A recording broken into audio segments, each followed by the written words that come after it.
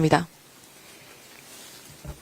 어제 광주 국립 5.18 민주노지에서 개최된 제45주년 5.18 민주화운동 기념식에서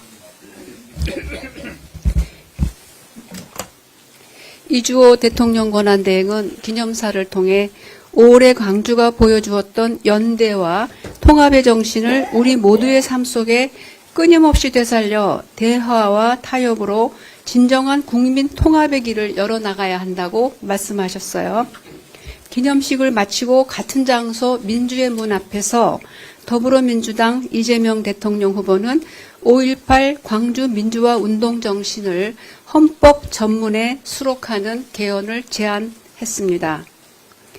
이재명 후보는 아직 사회적 합의에 이르지 못한 대통령 임기제 등의 권력구조와 다양한 기본권의 보장, 강화, 확대 등 개헌안에 대하여는 국회에 개헌 특별위원회를 두어서 합의안을 마련하자고 제안했습니다.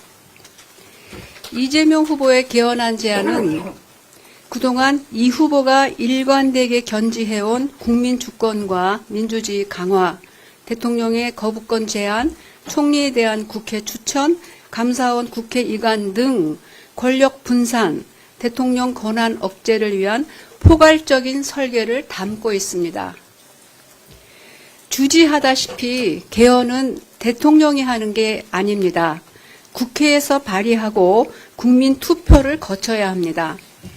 이 후보는 선결과제로 국민투표법 개정도 필요하다고 지적했습니다. 지금의 헌법은 1987년 전두환의 제5공화국 독재를 종식시키는 6월 민주항쟁이 있고 난 후에 대통령 직선제로 전환한 것으로 제6공화국 헌법이라고도 합니다. 이재명 후보의 제안대로 새로이 국회를 중심으로 사회적 합의를 이룬 개헌을 진행하려면 전두환 쿠데타 후 44년 만에 겪는 희대의 12.3 비상계엄으로 촉발된 내란 상황을 종식시키고 진짜 대한민국을 이루기 위한 정권 교체가 성결돼야 합니다. 그때에는 사회의 정상화와 제7공화국으로 거듭나는 개헌과 전환이 유의미해질 것입니다.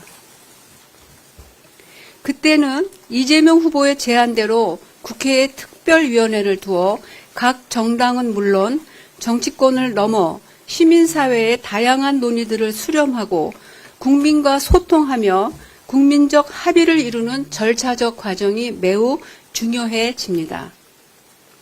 권력구조 개편에만 중점을 둔 정치권 내의 논란은 국민들에게 폭넓은 설득력이 떨어질 수 있다는 점을 유의해야 합니다. 제6공화국 헌법 이후 1990년대부터 새로이 국제사회와 국내에서 제기된 지속가능 발전, 기후위기 대응 등 새로운 이슈들도 차분하고 신중하게 다뤄져야 합니다. 이 점에서 이재명 대표의 진정어린 개헌안 제안에 대한 국민의힘 김문수 후보의 코멘트는 너무 정략적이고 현행 헌법과 법리에 매우 무지해서 상대방을 공격하는 데 중점을 둔 내용으로서 너무나 놀랍고 실망스럽습니다. 우선 연임제를 시비를 거는데요. 미국 트럼프 대통령의 사례를 보면 이해가 될 수 있습니다. 연임제에서는 트럼프 대통령은 한 번 대통령을 하고 그 다음에 나왔지만 떨어졌기 때문에 연임제에서는 다시 나올 수가 없습니다. 그러나 중임제에 따르면 한 번 대통령을 하고 떨어진 다음에 다시 나올 수가 있습니다. 그래서 트럼프 대통령이 이번에 당선된 겁니다. 이런 걸 보면은 연임제는 대통령에게 중임제보다 더 불리합니다. 그럼에도 이 후보의 연임 표현을 장기 집권 의도라고 공격하는 것은 어불성설이고 국민의 저는 지금 정치권이 아니기 때문에 국민의 한 사람으로서 이렇게 수준이 떨어지는 헌법에 무지한 정당의 대선 후보의 발언이 있을 수 있는가. 이분들이 왜 그동안 이렇게 헌법을 짓밟았는지 좀 이해되는 측면도 있습니다. 더구나 현행 헌법 그 전두환 독재 이후에 그 대통령 직선제 개헌을 하면서 바로 그 취지 때문에 128조에 이렇게 규정하고 있습니다.